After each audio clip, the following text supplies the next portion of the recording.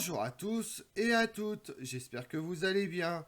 Aujourd'hui, on part sur les traces de l'Eldorado, la chimère des conquistadors, Guatavita, la cité des Césars, Trapalanda, les sept cités d'or ou encore la Serra de la Plata.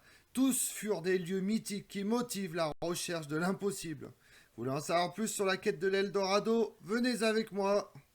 La quête des deux grands empires américains précolombiens, en particulier celui des Incas, dont la civilisation et la richesse dépassent toutes les espérances de tous les conquistadors, fut à l'origine d'innombrables récits, certes quelquefois enjolivés par des imaginations fertiles, qui se répandent à travers l'Europe, conférant à tous ceux qui pouvaient venir d'Amérique un exotisme particulier synonyme de richesse abondante.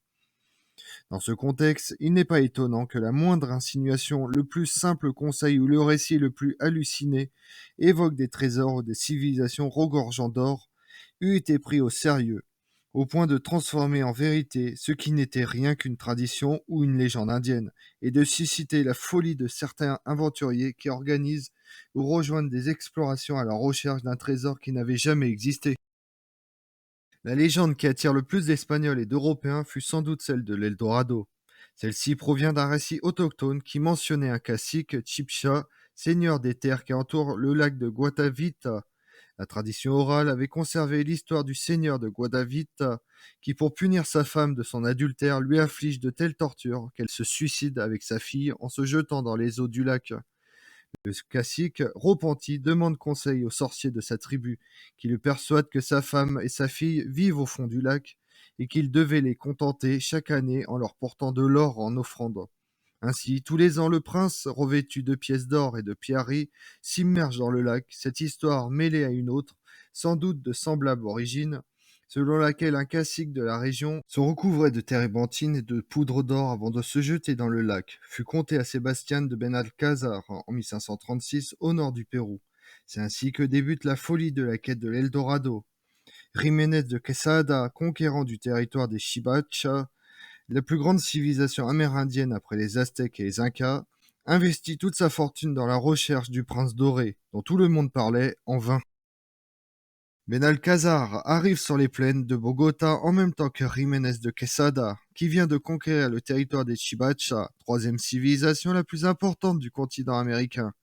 Peu après, l'Allemand Nikolaus Federmann arrive au même endroit, épuisé par un périple très difficile depuis le Venezuela.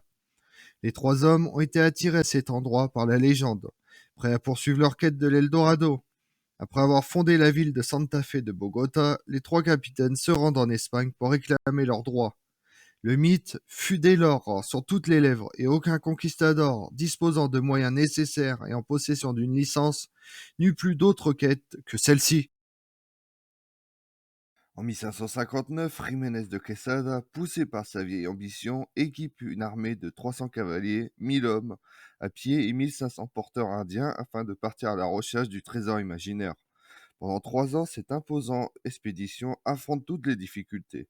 Les Indiens, les marécages, la cordillère gelée, les plaines désertiques, la faim et les mutineries. Seuls survivent 74 soldats, 4 Indiens et une centaine de chevaux. L'unique succès de l'entreprise fut la fondation de Santa Agueda de la Gali, le vieux Quesada qui avait été jadis l'un des plus riches conquistadors grâce au fabuleux trésor qu'il avait volé au Chibacha, ne termine l'aventure qu'avec une dette de 200 000 pesos d'or, hein. Épuisé, ensuite, il se retire dans sa propriété de Suseca, près de Bogota, noyant ses peines dans l'écriture et maudissant la légende du cacique de Guadavita. En 1540, Gonzalo Pizarro et Francisco de Orellana s'enfoncent dans la région des fleuves Napo et Marrano, à la recherche du pays de la cannelle, également motivé par les récits de l'explorateur Gonzalo Díaz de Pineda, qui assure que le célèbre prince doré se trouvait bien dans cette épaisse forêt.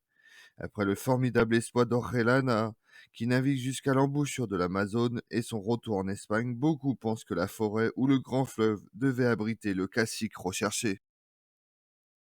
En 1559, Pedro de Ursúa fut nommé gouverneur d'Omanga et de l'Eldorado. Un an plus tard, il pénètre avec son expédition dans la forêt et les eaux amazoniennes, partageant avec l'aube de Aguirre une des aventures les plus absurdes et les plus insensées d'Espagne sur les continents américains. Presque toutes les expéditions qui furent entreprises dans le delta de l'Orénoque et en Guyane étaient motivées par la recherche de l'Eldorado.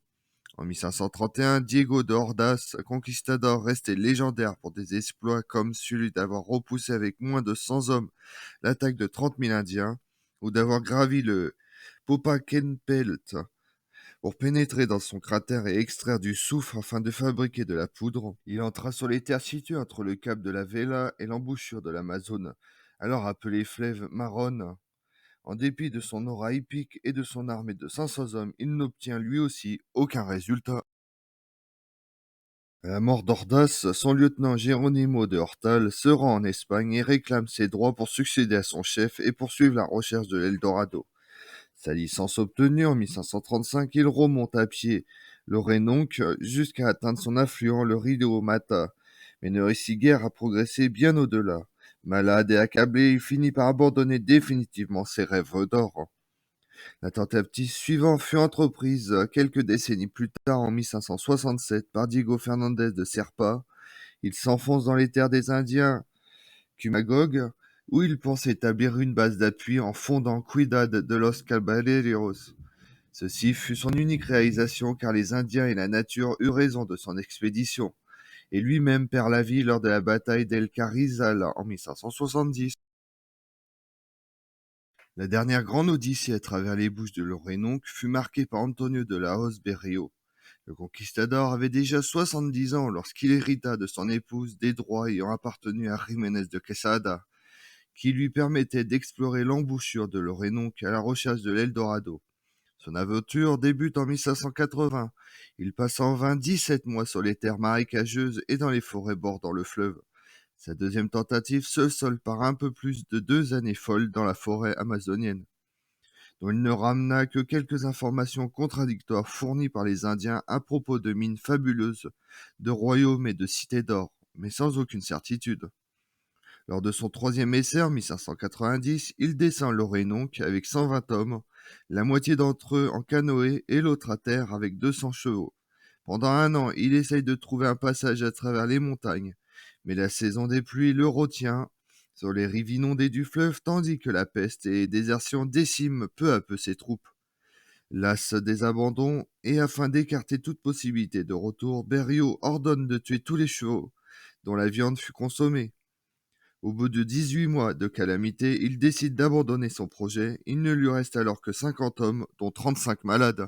La nouvelle de cet échec se propage à travers la Nouvelle-Grenade et suscite l'intérêt de Domingo de Vera, qui en 1592 recrute 3 douzaines de soldats et se présente sur l'île de Margarita, près des côtes du Venezuela, en proposant ses services à Berrio.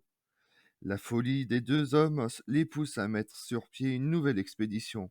Vera s'embarque sur l'Orénonque avec une petite avant-garde de 35 soldats et revient un mois plus tard avec 10 hommes en moins, mais en affirmant avoir trouvé l'Eldorado. Il apporte avec lui une preuve irréfutable, de l'or en bonne quantité.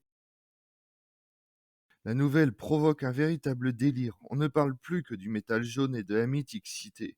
Et jusqu'en Angleterre, où plusieurs corsaires britanniques commencent à préparer des incursions vers Trinité. Parmi eux, Walter Raleigh, qui se présente à San José en 1594, dévaste et incendie la ville et arrête Berrio. Raleigh remonte l'Orénonque et cherche pendant une semaine ce que les Espagnols avaient désiré pendant un siècle, mais avec peu de succès. L'histoire du corsaire anglais renforce la légende et la réputation d'Antonio Berrio. Philippe II lui-même apporte 70 000 ducats pour financer une nouvelle expédition, tandis que des centaines de volontaires faisaient la queue pour s'enrôler à Séville. À Pâques 1595, 28 bateaux et plus de 1500 hommes arrivent dans le golfe de Paria, face à Trinité. Toutefois, l'expédition avait joué de malchance dès le début. En sortant de la baie de Cadix, elles avaient été attaquées par Raleigh, ce qui entraîne la perte de plusieurs navires et retarde le départ. À l'issue de la traversée de l'Atlantique, les bateaux accostent sur l'île de Trinité, où ils ne trouvent ni provisions ni lieu adapté pour nourrir ou loger autant de monde. La capitale, San José, compte à peine 20 maisons de paille et d'argile, et Puerto España n'est qu'une embarcadère de petits pêcheurs. Affamés, les Espagnols dévastent les villages des Indiens qui se vengent en tentant des embuscades à toutes les expéditions de reconnaissance qui remontent le fleuve Orénonque. 400 Espagnols y laissent la vie. Viennent ensuite les rébellions, les désertions et les querelles internes, au final à la hauteur de la folie du métal jaune. Les références à la cité mythique de l'Eldorado dans les œuvres sont présentes, notamment dans les romans, les poésies, la bande dessinée, la peinture, la musique ou le théâtre, sont extrêmement nombreuses. Par exemple, dans la bande dessinée Un dernier seigneur pour l'Eldorado de 1998, Picsou part à la recherche du trésor de l'Eldorado. Hernán Cortés, le conquérant de l'Eldorado, est un roman historique écrit par Roger Vaillant, qui paraît d'abord sous forme de feuilleton en 1941 dans le journal Paris Soir. On trouve également Le Masque de Zorro, film d'action et d'aventure sorti en 1998. Les mystérieuses cités d'or, adapté du roman La Route de l'Or, une fiction historique qui met en scène la découverte de l'exploration de l'Amérique à l'époque des grandes découvertes. Bien que l'intrigue de la série se déroule au XVIe siècle, elle intègre des éléments fantastiques et de science-fiction, et présente également des lieux et des cultures réelles des Amériques, notamment des civilisations précolombiennes. Elle s'appuie également sur des personnages historiques, notamment Fernand de Magellan, Francisco Pizarro ou la Malinche. Un court documentaire succède à la fin de chaque épisode, permettant aux téléspectateurs d'approfondir ses connaissances sur un thème particulier de l'épisode qu'ils viennent de voir.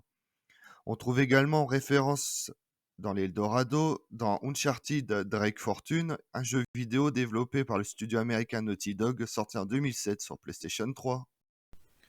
Comme on l'a vu, le mythe de l'Eldorado est apparu dans la région de Bogota en 1536. Il a rapidement été relayé par les conquistadors espagnols qui ont cru sur la base du récit du voyage de Francisco de Orellana par Gaspard de Carvalho dans le cadre du mythe plus ancien des 7 cités d'or, qui est aussi largement diffusé à l'époque chez les conquistadors. Je vous remercie d'avoir suivi cette vidéo en ma compagnie. Si vous voulez connaître mes autres vidéos, retrouvez-moi sur ma chaîne YouTube, Tout sur l'Histoire avec Damien, mais également sur les réseaux sociaux, Twitter et Instagram, Histoire Damien. Et pensez à liker, commenter et vous abonner. Je vous remercie à tous.